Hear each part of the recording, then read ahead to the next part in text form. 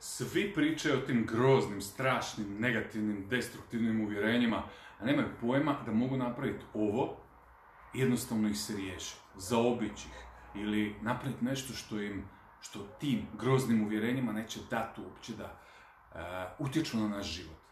Dakle, postoje li uvjerenja? Postoje. Postoje li pozitivna i negativna? Ja to tumačim malo drugačije. Dakle, postoje ona koja nas vode tamo gdje želimo, njih zovemo pozitivna, i ona koja nas vode tamo gdje ne želimo, njih zovemo negativna. Nije to u biti ni pozitivno ni negativno per se, jer što zapravo znači pozitivno ili negativno. Nikad ne znamo što će se izroditi iz te situacije, što možemo izvući iz nečega kad je teško, kad je izazovno, čak i kad boli. Neke od najboljih lekcija, neke od najboljih stvari su nam se dogodile u našim teškim životnim trenucima. I nekako kad je sve prelagano, onda atrofiramo, nestajemo i slabimo. Nemamo mogućnosti pokazati ono što jesmo, nemamo želje, motivacije i razloga dati energiju koja će biti malo se više, kako bi rekao, potroši da damo neki veći rezultat, zato što jednostavno ne moramo. Ali, s druge strane, kad smo na neki način u nekoj ugrozi, onda ćemo dati sve od sebe. Dakle, nemojmo gledati stvari kroz lupu dobrog i lošeg, onako na prvu loptu. Ima jedna priča, ne znam točno kako ide, ali uglavnom tipu je, pobjegao konj, pa je selo reklo, wow, kako grozno, pa se onda konj vratio sa još 2 kobile, pa su rekli, wow, koja sreća, pa je, sin slomio nogu, pa kao, jao, kako grozno, pa je za 2 dana došla mobilizacija u selo, povukla sve u rat, njega nije moglo zato što je bio u gipsu, wow, koja sreća da je slomio nogu, i tako dalje. Znači, nikad zapravo ne znamo što je za nas dobro i što je za nas loše dok ne pogledamo iz malo dalje perspektive, ali oni mudriji idu još korak dalje. Oni iz apsolutno svega pronađu ono najbolje, prepoznaju ono najbolje. I to nije laganje samih sebe. Tipa, Ivica je napravio najgori test ikad, ali Ivica, sviđa mi se taj papir koji si izabrao.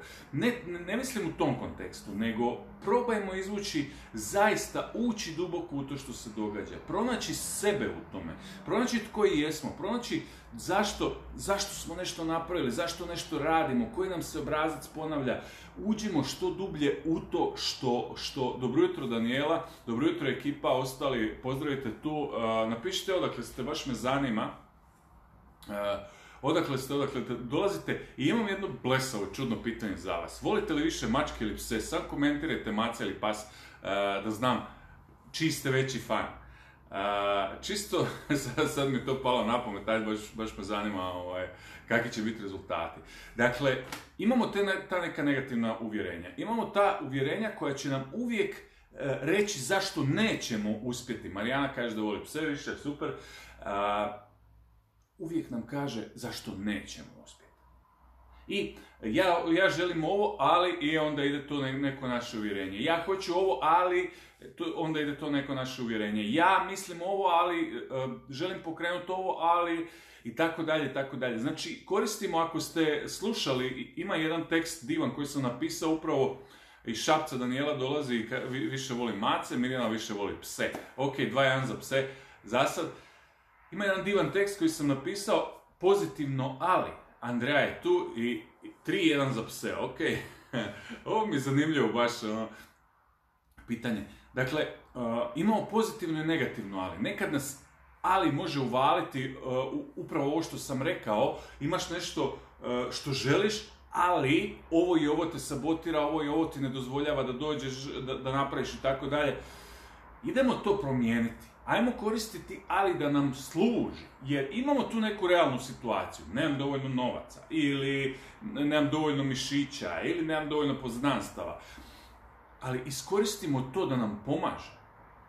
Nemam trenutno dovoljno novaca, ali ipak želim to i to. Što mogu učiniti sada? Kužite što smo napravili? Znači, samo smo zamijenili mjesta tim izjavama. I one su i jedna i druga ispravne i istinite. Dakle, ako nemaš novaca trenutno, nećeš se lagati, ja sam milioner, ja vozim, ne znam, Lamborghini ili whatever. Lažeš sebe. I to mnogi će vam u samorazvoju i tako dalje govoriti da vidite se takvima, ok se vidjeti takvima i osjetiti, ali nemojte se lagati, ipak budite realni. Nemojte govoriti sebi imam 3 milijuna kuna ako imaš 12 kuna u novčaniku. Nema smisla. E sad, jednom kad si priznala to, onda si priznaj što želiš i koliko to želiš. Onda to posloži, umjesto želim to, ali ne mogu zbog ovoga, stavi trenutno, imam tu situaciju da imam 12 kuna u novčaniku, ali želim to i to. Što mogu danas učiniti da se približim tome? Ima jedan divan princip koji ja nazivam 60 do 90. Odnosi se na dan. Ono što napraviš danas, očekuj da će rezultati doći za 60 ili 90 dana. Ne danas, ne sutra. Znači, sljedećih 60-90 dana se posveti tome da radiš nešto, a ne očekivanju rezultata. Ljudi, tu sam na stolu prije jedno mjesec dana istresao i prebrojao i izvagao, baš me zanimalo. Bilo je 9,8 kila novaca, kovanica. To je bilo 2400 kuna ukupno.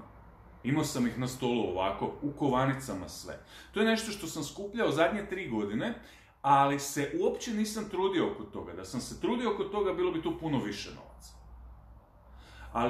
I zato kad kažem, nemojte gledati na rezultat sada, kad uzmeš kunu i staviš u škrabicu za to nešto što želiš, jer ne možeš dati trenutno više od kune. Za 90 dana ili 60 dana ili 90 dana to će biti 60 ili 90 kuna. Ja znam da svatko od vas bez ikakvih problema može staviti možda i 5 kuna u tu škrabicu. Za nešto.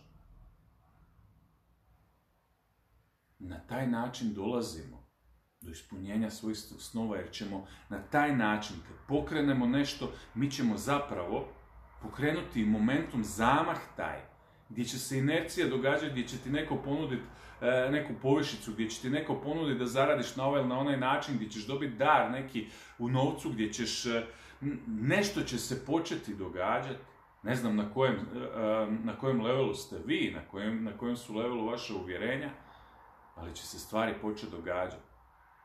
No najbitnije, ako se želimo riješiti svih tih naših negativnih uvjerenja, ako ih želimo maknuti, znači sve iz upotrebe, jednim udarcem, naše je samo da odlučimo i da napravimo šta hoćemo. Jer koga briga za uvjerenje ako ti radiš po svom? Dakle, jučer sam imao tu klijenta koji bavi se nekretninama. Kaže on, ja često dođem u stan, znači dođem razgovarati s klijentima i onak znam da neću prodati stan. To mu se dogodi. Ja rekao, ok, do čeg te to vodi? Pa vodi me do toga da mi se više ne da ići prodavati, da mi se više ne da razgovarati s ljudima, da mi se ne da slati mailove, zato što znam da neće niš biti od toga. To je zapravo problem. Nije problem to što ti misliš da će se dogoditi. Problem je to što ti radiš, odnosno ne radiš.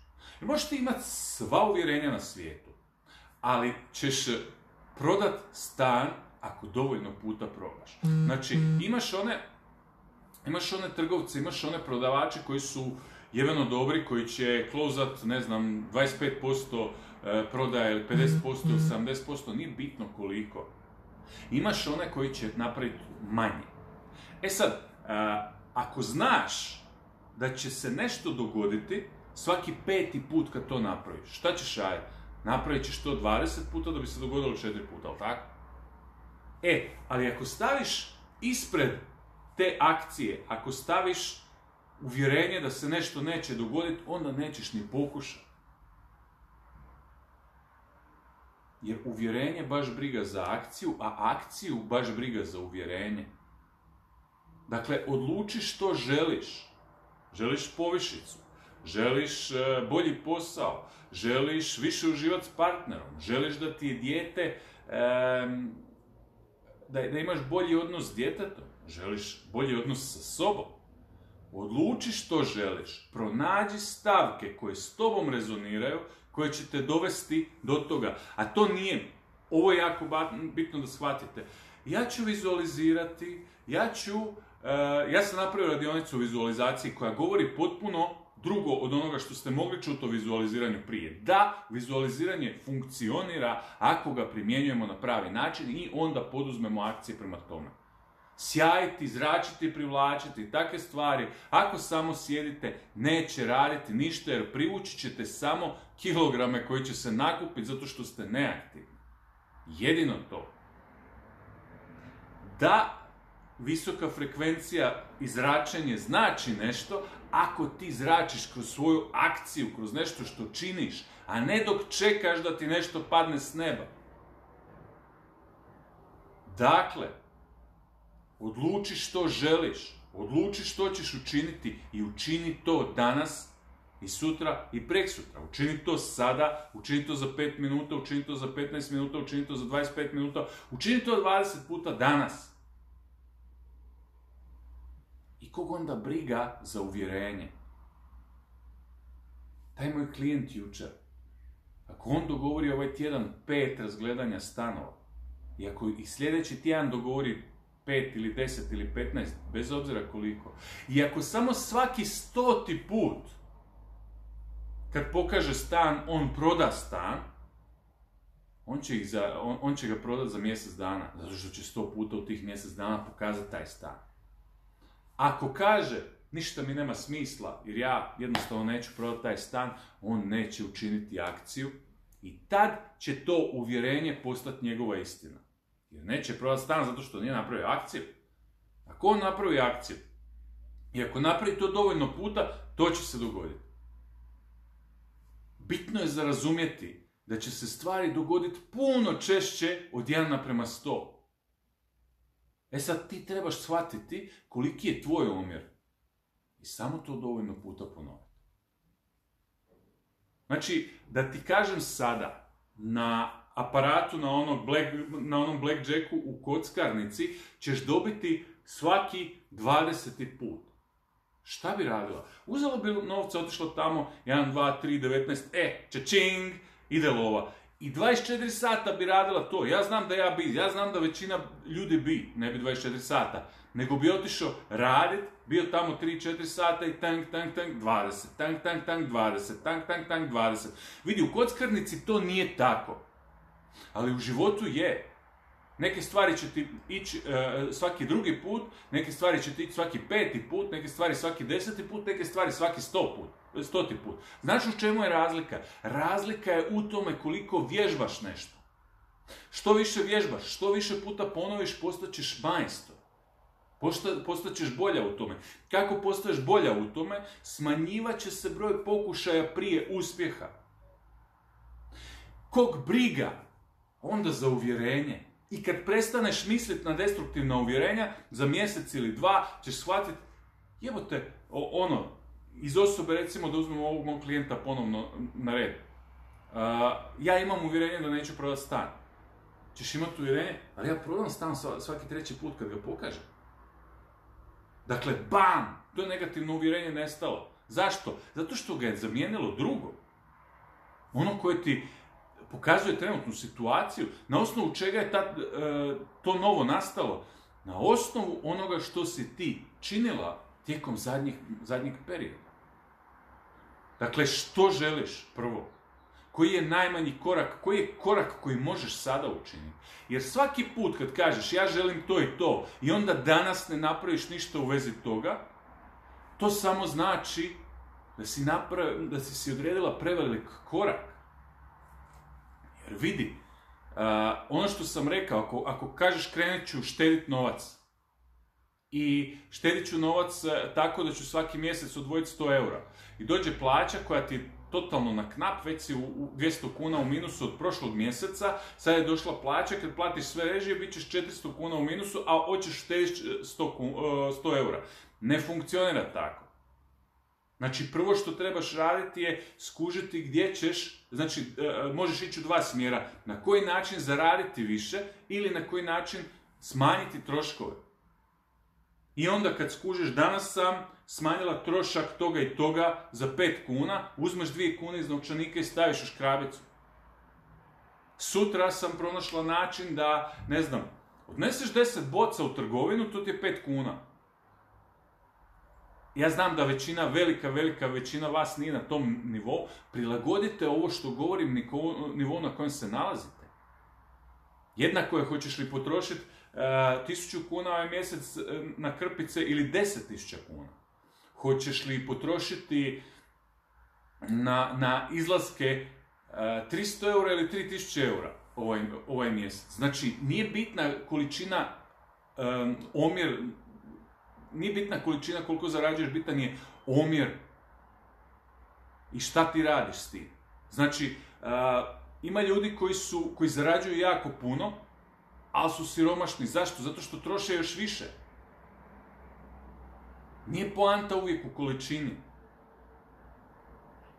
Sve ovo možeš prilagoditi na level na kojem jesi. Objašnjavam to u vezi novca zato što je nekako najjednostavniji. Isto je s odnosima, isto je s prehranom, isto je sa zdravljem, isto je s odnosom prema sebi, isto je s odnosom prema karijeri, poslovnim rezultatima, apsolutno svim. Što možeš učiniti danas da bude malo drugačije? U svom odnosu, moram reći onom mom glupanu da se više ne ponaša tak prema tebi. Postani osoba koja zaslužuje drugačije ponašanje prema sebi. To će ti dati rezultat. Neće ti dati rezultat to da ti pokušaš nekoga promijeniti ili da pokušaš nešto što ne možeš napraviti. Zato kažem, ako nisi u situaciji, ako ne zarađuješ dovoljno, ne možeš staviti 1.9. 100 eura sa strane. Ali možeš staviti kunu, možeš staviti 2 kune, možeš staviti 5 kuna, možeš staviti opet kunu, pa bla bla, i doći ćeš na kraju mjeseca i imam 33 kune ušteđene. Bam, odlično. Znaš koliko je to? To je 33 kune više nego u zadnjih godinu ili 5 ili 10 ili 15 ako nemaš ništa ušteđeno. Znači ti u jednom trenutku s 1 kunom dnevno ti možeš napraviti nešto što nisi napravila u zadnjih 10, 15, 20, 30, 40 godina svog života. Hej, je li to malo? I u tom trenutku, svaki put kad staviš tu kunu sa strane, ti kažeš sebi, ja sam sposobna štedjeti, ja sam sposobna staviti sa strane, ja sam sposobna generirati višak i to uvjerenje gradiš. I onda uvjerenje da ja želim otići na more, ali ne mogu štedjeti zato što ne zarađujem dovoljno. To uvjerenje pada u vodu. Zašto? Zato što nije bitno. Zašto? Zato što si ti poduzela akciju koja je totalno u suprotnosti s tim i pokazala si sebi i svemiru da je to moguće. Što ćeš danas učiniti u vezi s tim? Što ćeš danas učiniti da kreneš prema onome što želiš? Odluči što želiš. I onda, ako ne učiniš akciju danas, znači, ili da se lažeš da to ne želiš, ili da si napravila zadatak, odlučila da ćeš napraviti zadatak koji ti je prevelik, dati cifru koju ne možeš dati količinu energije koju trenutno ne možeš dati. Jednostavno, nije li? Ljudi, htio bi samo da mi kliknete ja ako želite ovo primijeniti i ako ste razumjeli ovo i ako ste već stvorili u glavi neku sliku kako će to izgledati, na što ćete uložiti energiju da napravite ovo i što je prvo što ćete na čemu ćete ovo upotrijebiti. Kaže Patricija, ne vjerujem, jutros sam razmišljala o tome. A upravo tako, Patricija, nadam se da ti je ovo znači nadopunilo ono o čemu si razmišljala i da ti dalo vjetar u leđa da kreneš u tom smjeru. Andreja kaže da hoće, odlično, još uvijek smo 3-1, ako se ne varamo, u odnosu psi i mace, znači mačkoljubci, gdje ste vi, valjda spavate još uvijek. Komentirajte dolje, ako gledate u snimku videa, komentirajte dolje jeste li mačkoljubac ili pasoljubac, to me jako zanima. Ana Marija kaže isto da će primijeniti, znam da ti hoćeš, znam i Andreja da ti hoćeš i jako me veseli da ste tu ljudi koji su od akcije, koji stvaraju, koji rade stvari, koji primjenjuju ovo što ja dijelim s vama, zato što znaju da vrijede. Puno hvala što ste ovo divno jutro podijelili sa mnom. Idite i primijenite ovo i uživajte u danu. Ja danas imam jedan super sastanak, vidjet ću, možda će biti nešto što ću vama uskoro objaviti i podijeliti s vama. Jasminka kaže, prevelike zalibaje su moj problem i pasoljubac. Ok, sve odjednom. Već sam primijenila tvoj savjet, svaki put plati i ostavi dijeliti sebi. To je obrnuto, Mirjana. Prvo daj sebi, a onda plati. Znači, uvijek prvo daješ sebi. Ali to je jedna druga tema o kojoj ćemo neki drugi put. Željka, dobro jutro i tebi, hvala ti što si tu. Super se teme otvaraju ljudi, puno hvala još jednom što ste tu i vidimo se u nekom drugom videu. Pozdrav!